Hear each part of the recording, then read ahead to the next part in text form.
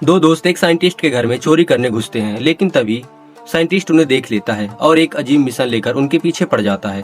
Machine को छूते ही जोरदार करंट लगता है और कल्याण उछलकर दूसरी मशीन के ऊपर जा गिरता है। अचानक मशीन चालू हो जाती है और उसे अंदर लॉक कर देती है। अपने दोस्त को बचाने के लिए श्री घबराकर मशीन के सारे बटन दबाने लगता है।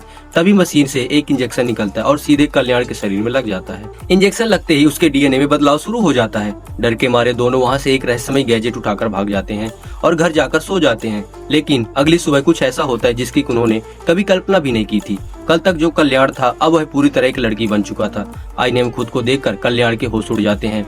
वह जोर जोर से अपने दोस्त श्री को जगाता है। श्री जब कमरे में आता है तो सामने एक अनजान लड़की को देखकर हैरान रह जाता है और कल्याण को ढूंढने लगता है। तभी लड़की कहती है, मैं ही कल्याण हूँ, एक ही रात में कल्याण से कल्याणी बन गया हूँ। श्री को उसकी बात पर बिल्कुल भरोसा नहीं होता। वह उसे बांध देता है और चाकू दिखाकर कल्याण के बारे में पूछता है। तभी कल्याण उसे एक गैजेट के बारे में बताता है जो वह साइंटिस्ट के घर से चुरा कर लाए थे। श्री गैजेट निकालता है और गुस्से में उसे जमीन पर पटक देता है। उसी समय उसे पता चलता है कि मशीन के इंजेक्शन की वजह से ही कल्याण लड़की में बदल गया है।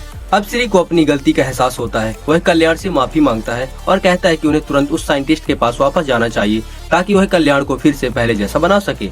लेकिन जब दोनों साइंटिस्ट के घर पहुंचते हैं तो वहां एक बड़ा सा ताला लटका हुआ मिलता है और यहीं से उनकी असली मुसीबत शुरू हो जाती है।